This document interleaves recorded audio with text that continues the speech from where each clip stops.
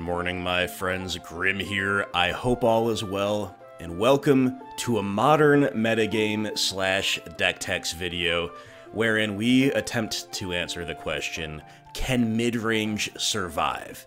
In the year of our Lord 2022, it is a fairly hostile meta. We're taking a look at the top 10 lists in the modern metagame. No traditional BGX midrange in sight.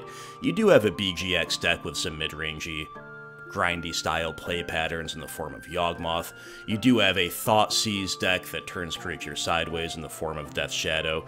And you do have a couple decks that, to be fair, can be one-for-one with relative efficacy and success as long as you're able to tune for them at the very top in the form of Murktide, Regent, and Burn.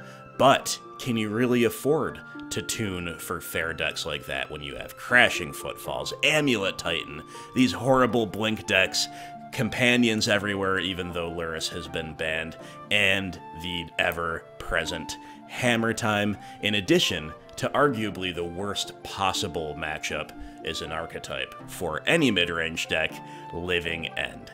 We have to go all the way down to 14th to see good old Jund, and even then, to fight through those 11th, 12th, and 13th places. 5-color Omnath, Mono Green Tron, and Jeskai Control. Is there any hope whatsoever, my friends, for midrange?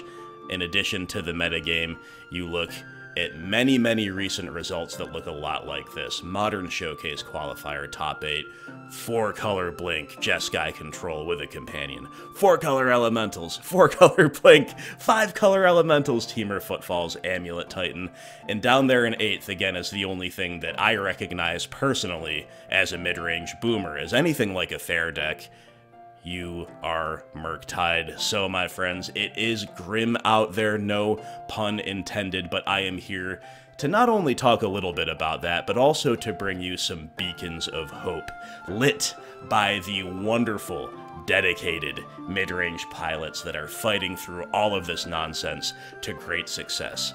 I am making this video on behalf of my friend Alex Cotier, one of the most generous Patreon supporters I have ever had, and he, among many others within and without my community, is going to have a list featured coming right up. So thank you very much for watching. I appreciate your views, all of the support, the patrons above all, and just to add a caveat before I get into my analysis, I myself am not playing Modern right now. However, I am on top of what my people are doing, and I'm kind of continuing to stay fresh with the format as best as you can without playing through them. I am, however, investigating pre-modern pretty intently, so if you haven't checked out the pre-modern videos, please do. It's a great time. That said, let's get into some deck techs and find out which decks are surviving and indeed thriving in 2022.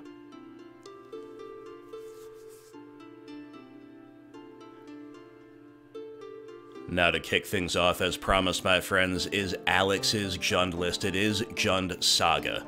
And I'm going to spend more time on this deck than on any other deck because, again, I'm making this video on his behalf, and also because I was able to kind of interview him about his choices and his results. Alex went all the way to the very top of a 1K up in Canada with this exact 75. He split the top prize because he knew his opponent, and I think because the opponent would have presented a bad matchup for him. But we'll get into his choices and his results in a little bit more detail. First, I'm going to give my thoughts on the list.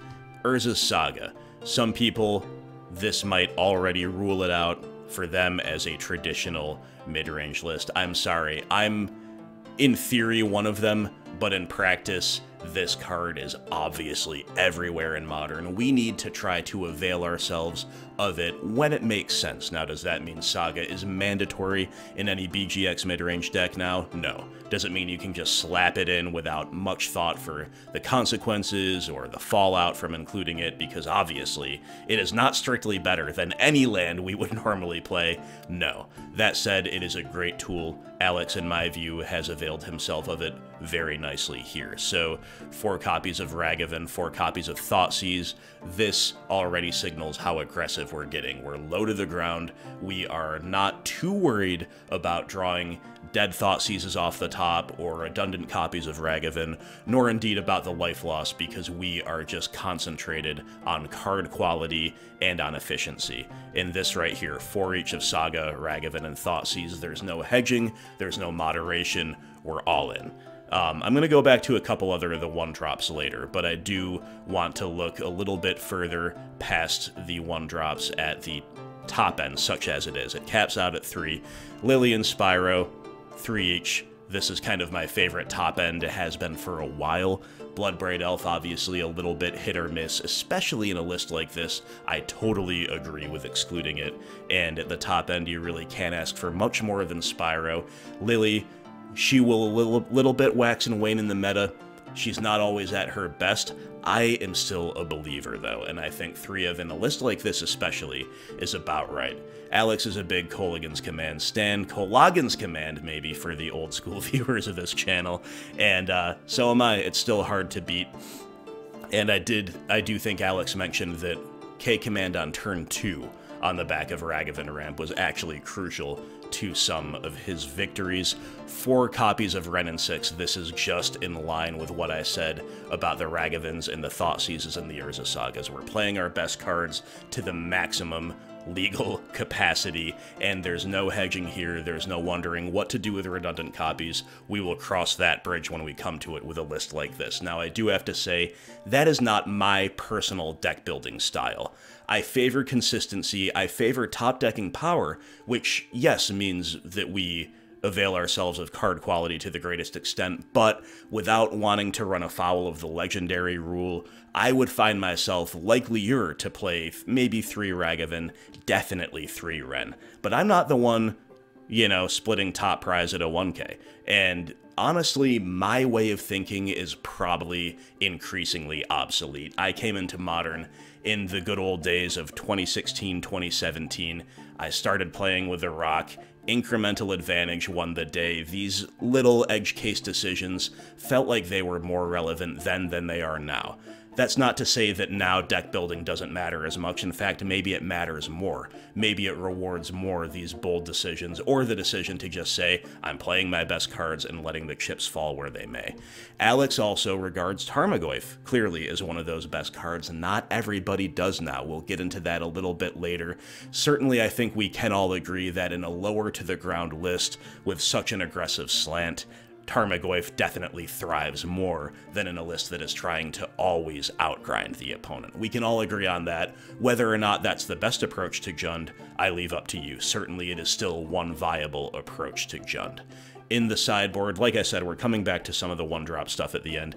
In the sideboard, Necromentia, this is a card that I understand why people play. I never found myself necessarily playing it, but whenever I was playing a donation league, for example, and somebody brought a Necromentia, I was like, yeah, I get it. So one of those that I think is totally fine.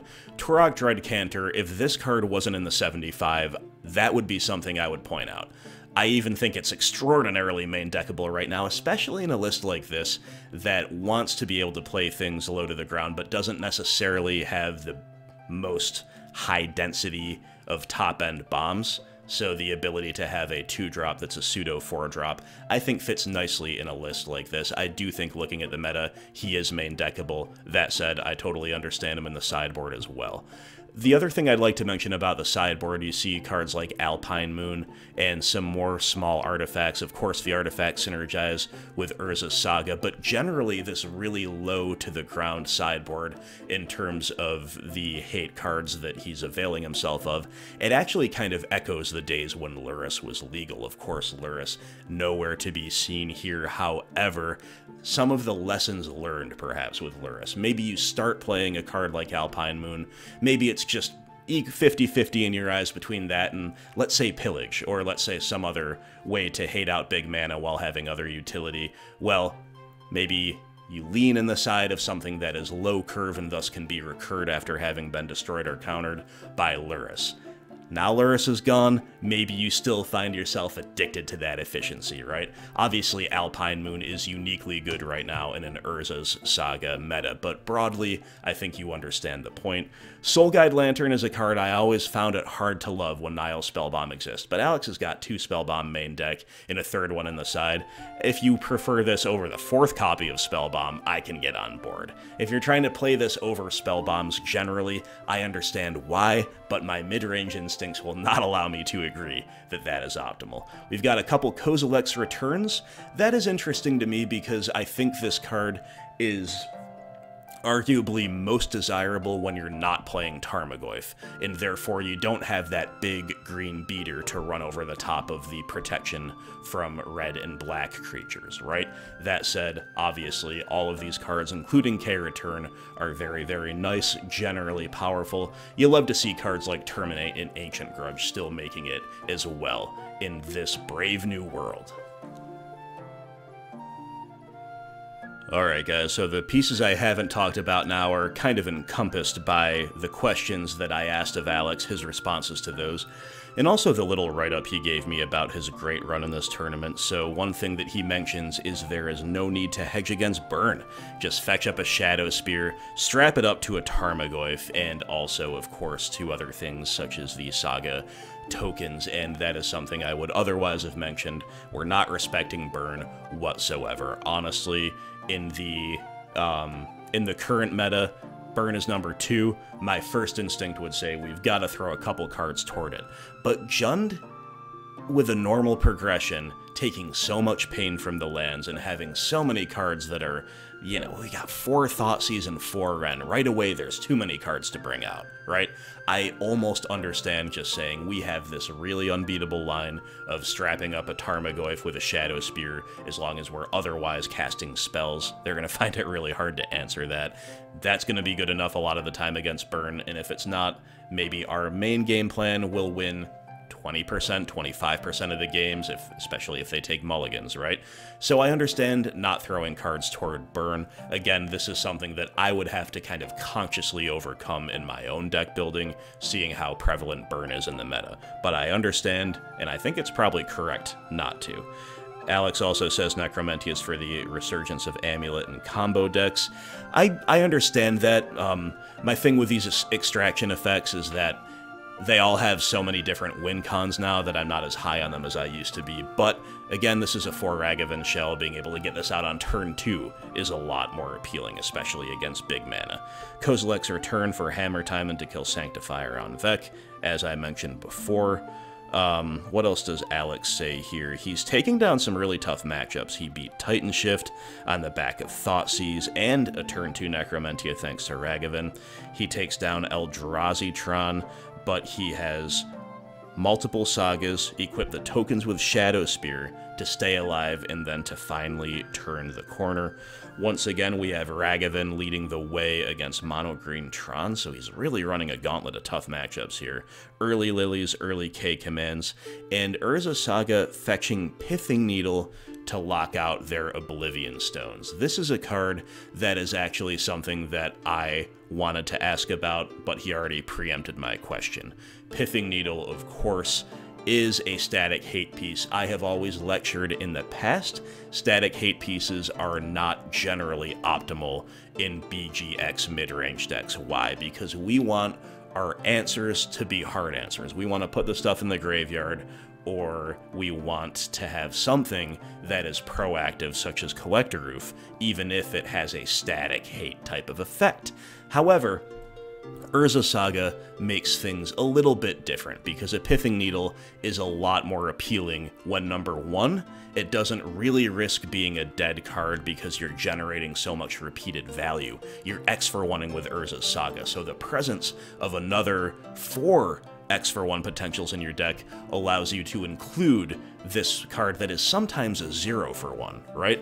And on top of that, of course, the fact that it's just a 1 of, it's tutorable, very, very nice indeed. And it turns out that Pithing Needle was very, very clutch. Love to see that. That said, it is still not mandatory. You could still play a more proactive card. I'm thinking of stuff like Springleaf Drum, Expedition Mat, maybe even Pyrite Spellbomb, maybe a third Spellbomb, or that Soul Guide Lantern if the meta calls for it. But in this case, Alex went for Pithing Needle for a diverse Saga kind of tutor package, and it worked out really well. He finally gets a good matchup after all that big mana crap, and he's just stomping on Merfolk.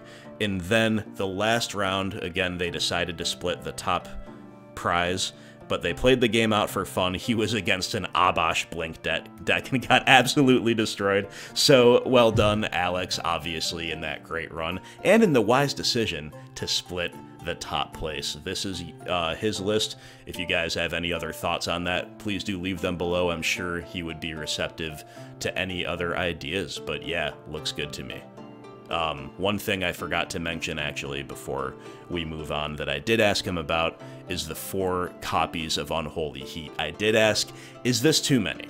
And whereas other kind of instincts that I had about different aspects of the build, I was like, okay, I can kind of see where he's going with this. I can kind of see where my instinctive way of thinking is maybe a little bit outmoded. Unholy Heat, however, definitely. I still have red flags about 4 copies of this.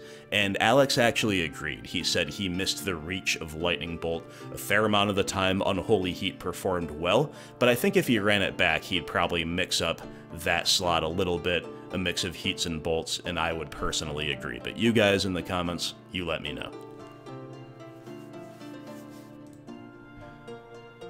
Next up, we have another Jund list, this one without Saga, and this one comes from the great Steven Mirabito, always a credit to the community, and I have to thank him for this video as well, because not only did he provide his own list for examination here, he also provided every other list that you're about to see. He actually, kind of asked people, you want me to feature any other lists alongside Alex's, just let me know, and he had the same idea I had. Hit a couple of the high notes with some big recent results, and also try to cover the wide variety of black-based mid-range archetypes that we all know and love. So we're going to talk about his list here a little bit more briefly than we did Alex's, and then we're going to cover a bunch of other ones that he sourced very conveniently for me. So thank you so much, Steven.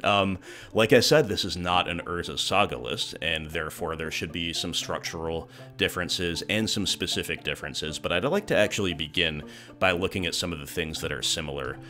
We do have snow-covered lands. We gotta go snow mode with the basics. Remember, if Ragavan flips over any kind of snow-based card, that makes these just that little bit better, possibly mandatory, one could say, to have. We also have, speaking of the Monkey Man, 4 copies of Ragavan, not shying away. We also have a similar 3 Spyro, 2 Lily breakdown near the top end, along with 2 K-Command, whereas Alex had 3 Lily, otherwise a similar configuration. But if you notice, Steven's got many other companions here at the top end, 2 copies of Grist, 4 copies of good old Bloodbraid Elf, and even a couple of Bone Crusher Giants. So the type of approach that I mentioned here that does not benefit Tarmogoyf as much is this one, the one where we are reliably going over the top of even some unlikely opponents that mid-range in the past could never really dream of grinding out, and this illustrates the big kind of strategic split in Jund right now. Do you play the Sagas and the Goyfs, and do you go lean and mean and try to punch a hole in the opponent's game plan and win the race, while possibly having the opportunity to still X for 1 them out of the game, but in a low-to-the-ground way? Or do you play a very high density of these extremely powerful, high floor, but also high ceiling grindy cards, and still avail yourself of aggressive starts on the back of Ragavan? That is the big decision. Alex has opted for the former, Steven has opted for the latter, and Steven went all the way to the very top, just like Alex did, of a big local event. He chopped up top 4 in a 2K, you love to see that, went through, just like Alex, a gauntlet of some pretty tough matchups, ones that you would probably not pick if you were having your choice from the field, but he got there, and I love the list, I love a lot about it. Back to some of the similarities, we see Steven also opting for 2 of Necromentia, some Alpine Moons, some artifacts, specifically EE in the side, and once again, Turok as a 2-of, making a sideboard appearance rather than a main deck one. We do have some differences as well. We see cards like Plague Engineer, Klothys God of Destiny, and Fury that are a little bit more in line, also Ashiok Dreamrender, with the big Jund strategy, with the Boomer Jund strategy, with the Sagaless strategy. That is because we don't need to rely as much, of course, on these one-of tutor effects. We want stuff that has a static ability while also being proactive. All 3 of these cards here at the bottom fit that bill.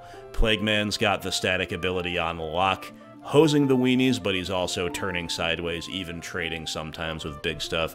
Ashiok can mill the opponent out or can self-mill to fuel stuff like Kroxa, while also locking out many of the opponent's relevant effects. Same with Klothys. That static effect is going to win a long game, rest assured, but she can also wake up, turn sideways as an indestructible 4/5. I also see a very spicy one of Sudden Edict in there, and I did note that Steven actually played against an Emrakul deck in his write-up in round 1. And thus maybe this was a local meta call, but it just goes to show you that mid-range playables never die. Sudden Edict was always a bit of a fringe option when it came out. I believe I covered it, but you've got to have that maybe board nice and full, because is Sudden Edict always going to be in your 15? Definitely not. Is it sometimes exactly what you need? Absolutely. So it is very nice to see a list like this having a lot of success. I think from reading Steven's write-up, Grist was arguably the MVP, whereas Alex said that Ragavan and Shadowspear were the MVPs. Grist seems to do so much heavy lifting in a list like this, especially when you have, number 1, a lot of fuel for him, and number 2, so many other recurring value-generating must-answer permanents. The idea with Jund used to be that you deplete the opponent or you interact 1-for-1 and you have higher card quality than the opponent. Now the idea is that you need to generate value in order to keep up with the other value-generating decks, but the big key here with Grist is that he can answer the opponent's stuff as well. In many ways, he's kind of the ultimate Jund card in the modern age. Whereas Liliana can basically only deplete, and she still does that very well, Grist can deplete, or he can generate value, and in either case he can do it repeatedly if left unchecked. In that way, he's kind of emblematic of this sort of Jund build. We also have, of course, Kroxa doing a ton of work in those departments, notably absent from Alex's list and present here. The final thing I'd like to mention is that the Singleton Bob has never, ever, ever been wrong. Never. Bob can be a liability when you're a deck like Old School Rock, for example, and Bob is a necessary engine for the deck as a 2, 3, or even 4 of, and he's poorly positioned. Yeah, you're in trouble. Yeah, he's a liability in the wrong matchups, and yeah, he's often a liability even in the right matchups in multiples. But I don't care how bad it gets out there for Bobby, it's never wrong to play him as a 1-of, like Steven has done here, because as a 1-of, he's never that much of a liability. Even if you draw him and he's dead, okay, that happens to a lot of different cards, and he still can take over the game in such a unique and powerful way if you find the right spot and the right circumstances for him. So you'll love to see Field Marshal Dark Confidant, the on-field general, leading the hordes of Boomer Jund.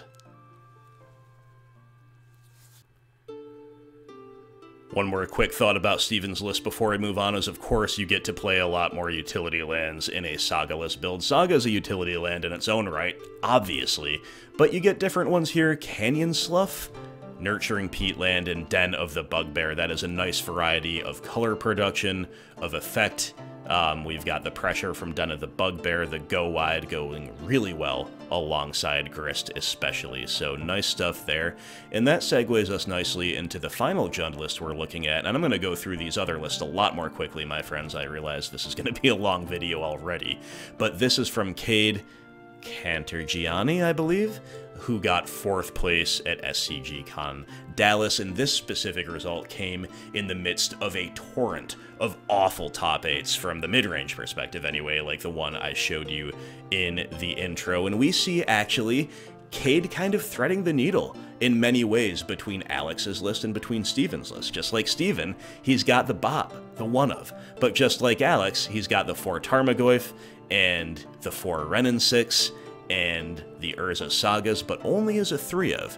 And he also has one non-Saga utility land in the form of Bosiaiju, like Steven was playing. So as you can see, this is a little bit more of a hedged build, this is a little bit more in the middle, and honestly this is probably something that I myself would kind of be looking at were I constructing lists at the moment, but I can't say that I would do everything that he did by any means, and he had a great run here.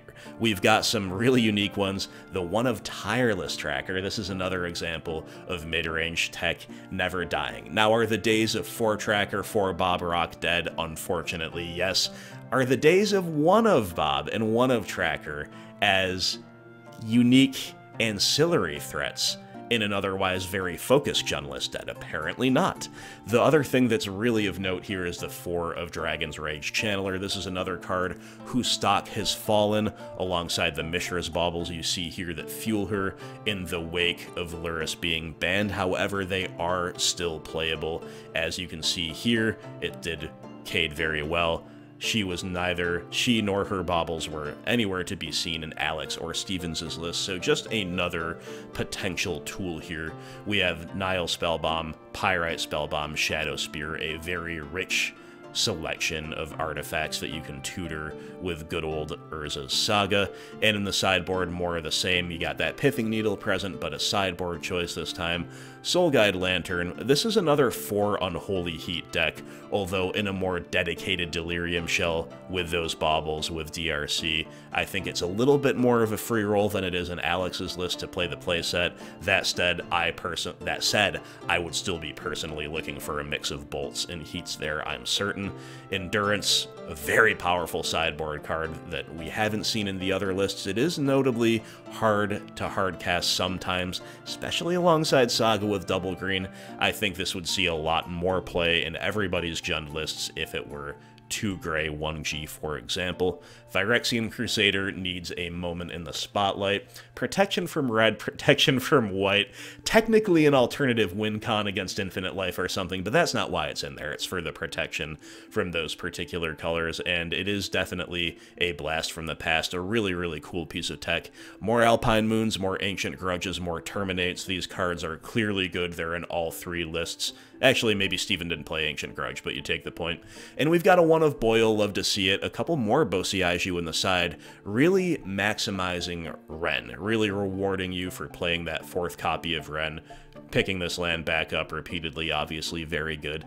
And then Culling Ritual, I admit I don't fully understand this one. I probably would not regard it as optimal compared to other options that are out there, some of which we'll see in the lists that come, but who am I to say it is wrong? So congrats on this wonderful finish.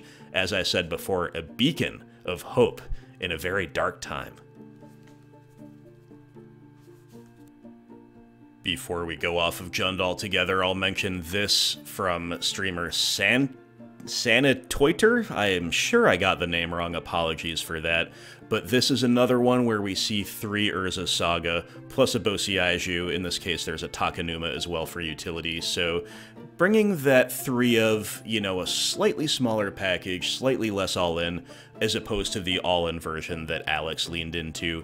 I kind of like the 3 Saga. You know, we're a 3-color deck. We already had mana issues before trying to introduce a playset of colorless lands, so you do understand the idea there. But the big thing to highlight here, there's some other small changes, like there's a Springleaf Drum, there's a couple of Assassin's Trophy in the main deck that haven't seen play in the previous Jund lists, but we do have a 3-of Elvish Reclaimer, and remember that Reclaimer is a powerful tool available to mid-range Saga decks especially, and it's something that Rock, to the extent that Rock has had success with, has availed itself of greatly in the recent past. There's no reason you can't do it in Jund, except maybe that you need black and red, and sometimes now green on turn 1 for 1-mana spells. There is a Jund Triome coming soon, by the way. Not that that allows you to play things on turn 1, but generally, if you find yourself going for maximum greed with the mana base, the Jund Triome could help you out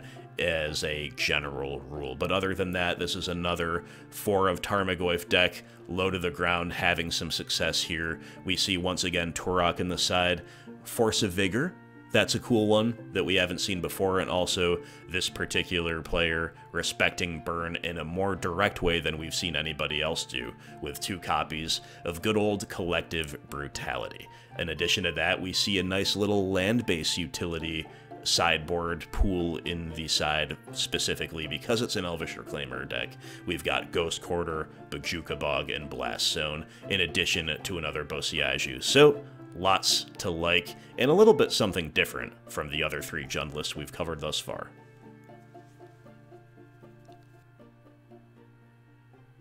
And next up, we have an extraordinarily spicy Abzan Squirrelblade list from Kevin, aka KoDiamonds. He's a great guy, a nice guy. I've interacted with him several times in the past before, and there is a lot to like here. I myself have played a Squirrelblade list a time or 2 on the channel, and actually did quite well then as well, as I recall. And a lot of the main structural things are still in place in terms of the equipment selection in the 4 of Stoneforge Mystic. There's nothing off the beaten path in terms of a couple Lingering Souls, in terms of the Squirrel Toski at the top end, and in terms of a lot of the interactive spells. Discard, of course, but also Kaya's Guile and stuff like that. This is stuff I've played before, and this is stuff that I would still expect to start with were I getting into an Abzan brew myself. But there is so much new technology. Dam is something I've always known was a slam dunk in Abzan. That's a 2 of here. We've got Grist now, which I don't believe was around the last time I played Abzan. He's going for it as a 3 of. Definitely some nice synergy with Lingering Souls in a couple different ways, and generally a powerful card as we've already established. And then it gets crazy from there, my friends. It gets absolutely crazy, because we're playing a 4 of Avacyn's Pilgrim. You just have to take your hat off to this card. A 1/1 human monk for a green that taps to make a white, the most unconventional, non-mid-rangey mana dork of all time, but the color fixing with Abzan has historically been a problem. Of course, you're allowing early Kaya's Guiles, early Grists, indeed early Toskis off of the back of that acceleration as well. I'd also really like to highlight the removal suite, Prismatic Ending, and March of Otherworldly Light. You always felt jilted by Path to Exile as a BGX mid-range player, and as you can see, Path is nowhere in sight. I know some people like Path still.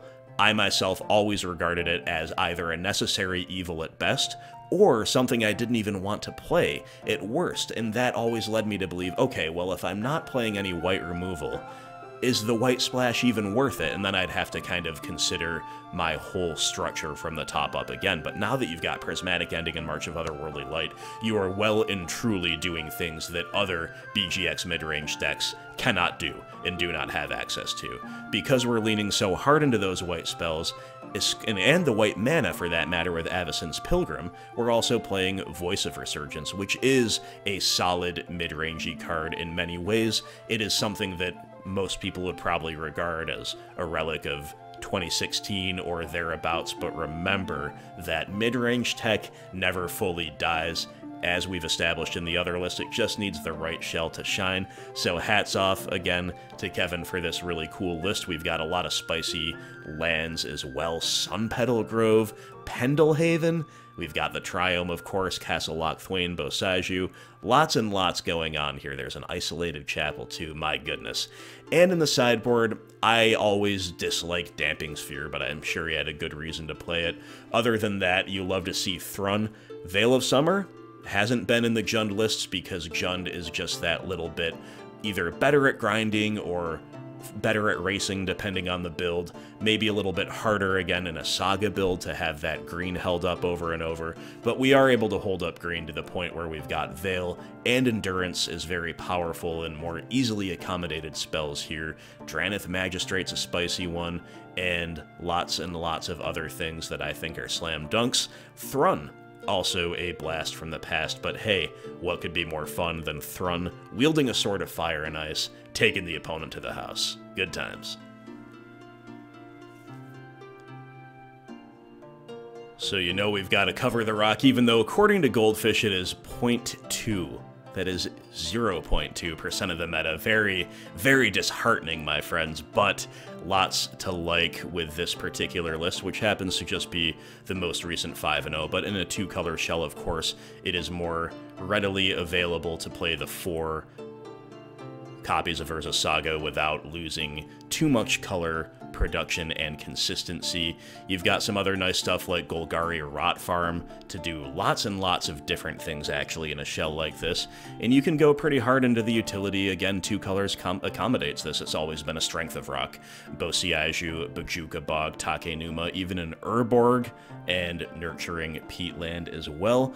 All of this, of course, made much better by the full playset of Elvish Reclaimer. So we are staying nice and low to the ground with the threats, beginning, of course, with Reclaimer. We are leaning into 3 copies of Bob, still one of the most powerful grinding tools that Rock has access to, especially on a creature. And 3 copies of Dauthi Voidwalker, which is a card that everybody, myself included, thought would be everywhere in Modern, and it's definitely made a bit of a splash, and it's definitely got a great role. But as you can see from looking at all those Jund lists that didn't play it at all, it's not mandatory. It does, however, give things a pretty unique dimension, and perhaps uniquely suits the 2-color decks like Rock and Rakdos due to a lack of alternatives, and indeed the color concerns. Double black, not always easy to accommodate depending on the shell. A Turok creeps into the main deck. We've got Witherbloom commands, which are a utility spell that's also kind of like the Ren of this deck in many ways. It does get a lot better than it would otherwise be when you're playing Urza Saga, of course. A nice split of interaction, and we've got Shadow Spear, Springleaf Drum, Nile Spellbomb, and Expedition map. I do like the spread of artifacts, especially the map, especially in context of the land base. We don't have Pithing Needle, but it is in the sideboard alongside a couple of other tools. Infernal Grasp is a really interesting one. It's kind of the latest Rock-playable Terminate variant, and whatever, you know, there's 4 or 5 of these now that are all more or less equally powerful. It's just a matter of picking which one threads the needle the best in the meta at any given time. We do see Chalice of the Void. This is a nod to the Rhinos deck. It does other things, but mainly it is a nod to Cascade. We have seen it as a 1 or 2 of in other lists as well, and once again, Culling Ritual kind of surprising me here by popping up. It's a less of a surprise here in Rock, though, than it is in the Jund list that we saw it before. But there you go, guys. Definitely a good example of how you can play Rock and have success even in 2022.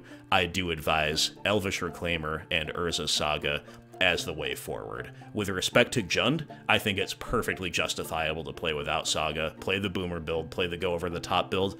Sadly, I cannot recommend that with Rock. I think you've got to avail yourself of Saga, and if you're playing Saga, seems correct to me to play some number at least of Elvish Reclaimer as well.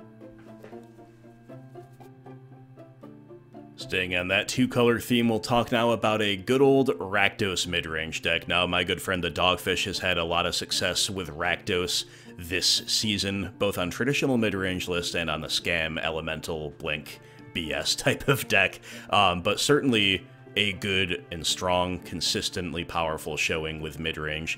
This comes from a pilot whose name I believe is David Gonzalez, who got top 8 of a recent challenge with an honest-to-goodness Rakdos midrange list. And once again, we see the strength of the 2-color land base with a wide variety of utility lands. We see the mandatory nature, it seems, of 4 of Ragavan. That's basically a constant in any deck that will have the colors to support him. And we see a lot of the stuff you would expect. Dauthi Voidwalker is the big one. I know that not all Rakdos players even register this card, much less as a 4 of. Nothing else is a major surprise. Maybe the 3rd Terminate is a little bit of a surprise in No Colligan's Command main deck. Definitely could have a little bit of trepidation about that, but 3 Kroxa, 2 Turok, the pushes, the discard spells, a couple bolts, all of that makes sense, you know, give or take a number here or there to your own preference. But 4 copies of Dauthi Voidwalker, so this card is clearly something that the pilot plans on winning the game one way or another, and given the lack of certain other elements, and also given the synergy that Dauthi has with elements that do exist in the deck, I think a lot of the time Dauthi is going to be turning the opponent's best spells against them, and that is definitely, whatever else you think about exactly how powerful the card is, it is definitely a very cool way to win. We also see 4 copies of Spyro, and I'd just like to take the time out to mention this. I've it's been discussed in my Discord. Some major content creators here and there have been saying that Spyro's overrated, or that new Saga can replace Spyro or whatever.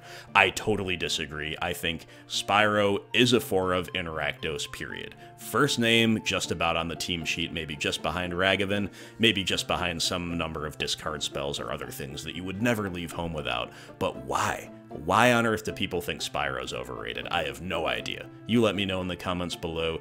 And in the sideboard, Hitasugo Consumes All. This is a really good card.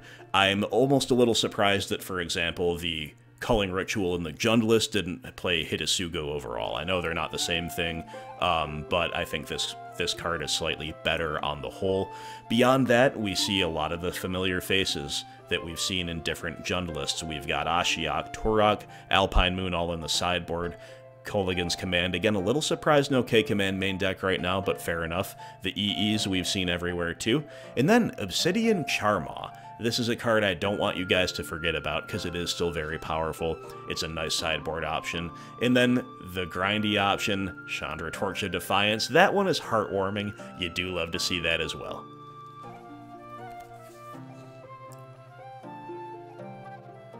Final list here, my friends, is courtesy of Mike, aka ctrlfreak, a fantastic Shadow player and member of my community.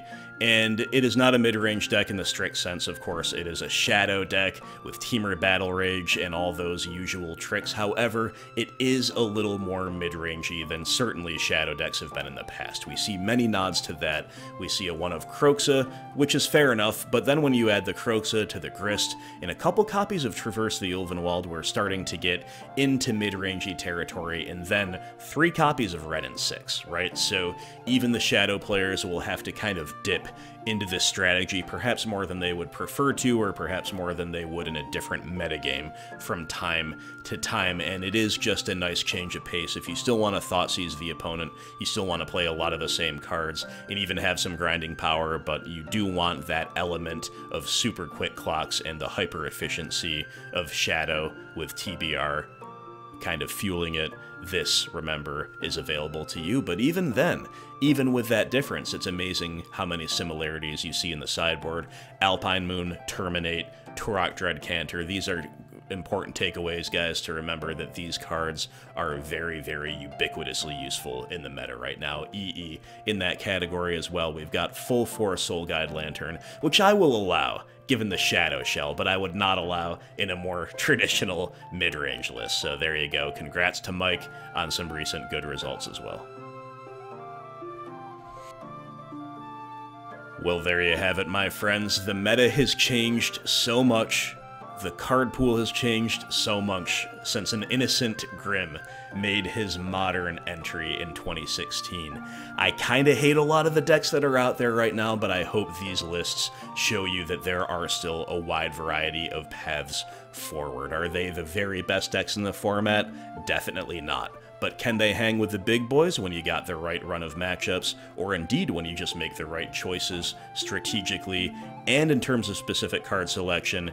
Absolutely. As much as things have changed and as much as many new predators have emerged, remember that we have a wide variety of astonishingly powerful cards now at our disposal as BGX mid-range players. So once again, we conclude with the list we began with. Thank you, Alex, for all of your support. Thank you, of course, to everybody else involved with the community, especially shout out to Steven for sourcing all of these lists very conveniently for yours truly. So congrats, guys, on your recent deep runs and your recent big results, showing people that Thoughtseize into Goyf, or maybe Ragavan into Grist, depending on your build, is never dead. Alright, I hope this was helpful, I hope it was fun, and please do check out the pre-modern content. Got more coming soon. 3 leagues under the belt at the time of this recording.